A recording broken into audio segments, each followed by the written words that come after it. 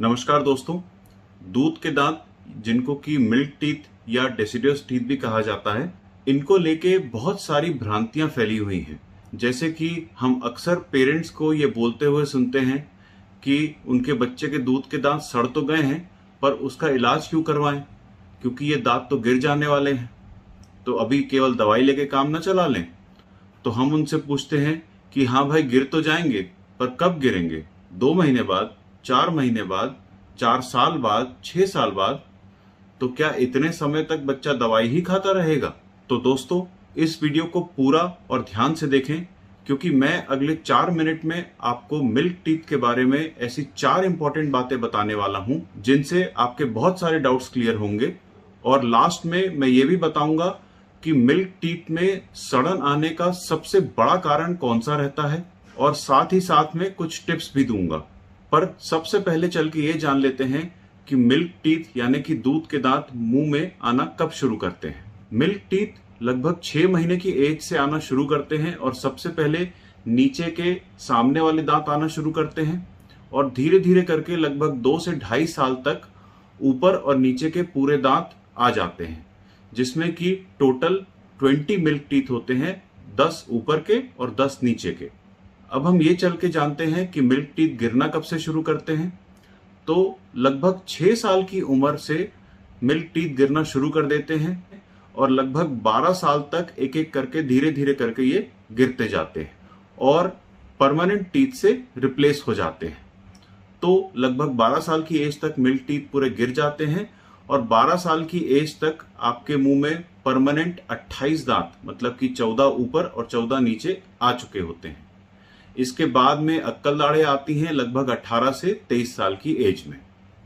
अब हम चल के वो 4 बातें जानते हैं जिनसे आपको पता चलेगा कि मिल्क टीथ की इंपॉर्टेंस बच्चे के मुंह में क्या होती है। नंबर 1, ये जो मिल्क टीथ होते हैं, ये एक तरह से नीचे डेवलप हो रहे परमानेंट दांत के लिए गूगल मैप जैसा काम करते हैं। उनको डायरेक्शन प्रोवाइड करते हैं।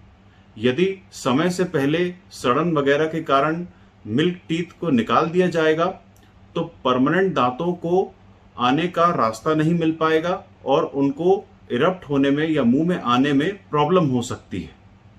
नंबर 2, यदि मिल्क टीथ को समय से पहले निकाल दिया जाएगा, या वो साइड से सड़ने लगेंगे और उसके कारण मुंह में जगह क्रिएट हो जाएगी, तो ऐसे में पीछे वाले दांत आगे सरकने लगते हैं, जिससे आने वाले परमानेंट दांतों के लिए जगह नहीं मिल पाती, और वो आगे चल के आड़े तिरछे आते हैं, और इससे बच्चे की बाइट भी आगे चल के गड़बड़ हो जाती है।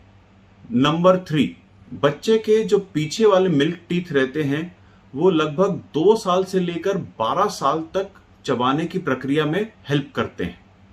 और ये 2 से 12 साल का समय वो समय भी होता है जब बच्चे का बहुत ही स्पीड से डेवलपमेंट चल रहा होता है।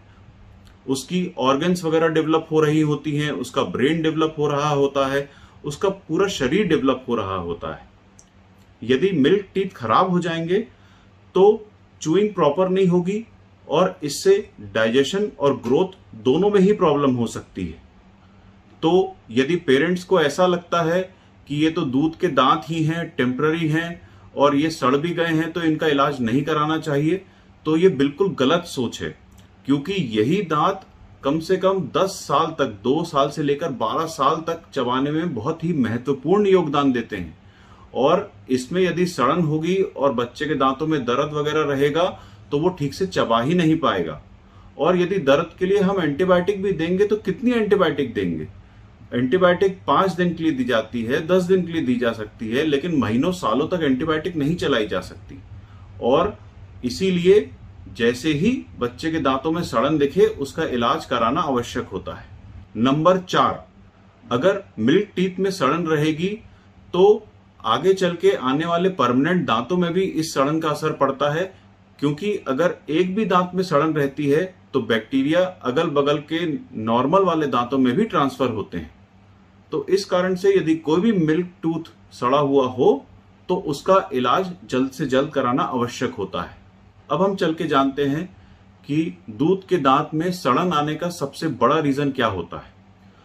मिल्क टूथ में सड़न आने का सबसे बड़ा रीजन होता है रात को बच्चे को दूध पिला के डायरेक्ट सुला देना और ब्रश रात को न करवाना।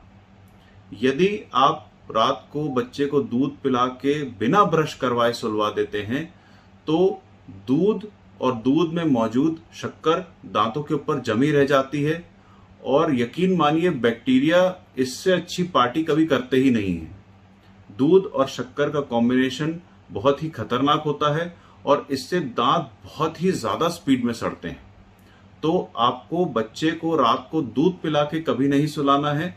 दूध पीने के बाद में हमेशा ये मेक श्योर करें कि बच्चा ब्रश करके ही सोए, या आप खुद बच्चे को ब्रश करवाएं या बच्चा खुद ब्रश करे पर बिना ब्रश किए ना सोए। दूध के दांत में सड़न आने से एक दुष्प्रभाव और भी होता है कि यदि हम इस सड़न को बढ़ने देते हैं और हड्डी में आसपास इन्फेक्शन फैलने लगता है तो इसका दुष्प्रभाव आने वाले परमानेंट दांतों पे भी पड़ता है।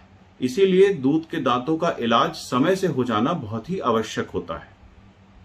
अब लास्ट में मैं आपको कुछ टिप्स दूंगा। यदि बच्चा 6 महीने से छोटा है और उसके अभी दूध के दांत नहीं आए हुए हैं तो भी आप साफ उंगली से या कॉटन लेके उसके जो मसूड़े हैं उसको जरूर दिन में 1 या 2 बार साफ करें। रात को दूध पीने के बाद में बच्चे को ब्रश अवश्य करवाएं। बीच बीच में बच्चे का मुंह खोलकर आप खुद ही एग्जामिन करते रहें कि कहीं पे कोई काला डॉट या धब्बा तो नहीं दिखाई दे रहा है, और खासकर ब्रश करने के बाद ऐसा जरूर करें क्योंकि ब्रश होने के बाद में जो भी गंदगी वगैरह रहती है वो दांतों से हट जाती है और आप बहुत ही अच्छे से देख पाते हैं कि कहीं पे कोई सड़न वगैरह तो डेवलप नहीं हो रही। दूध के दांतों में यदि सड़न डेवलप होने लगती है तो उसका इलाज जल्द से जल्द कराएं और उसको टालें बिल्कुल नहीं। और लास्ट में हो सके तो 7-8 साल की एज तक बच्चे को दिन में 1 बार एटलीस्ट खुद ब्रश अवश्य करवाएं। उम्मीद है ये वीडियो आपको पसंद आया होगा। जिन लोगों ने हमारा चैनल सब्सक्राइब नहीं किया है उनसे निवेदन है कि हमारा चैनल जरूर सब्सक्राइब करें। समय देने के लिए आप सभी का बहुत बहुत धन्यवाद।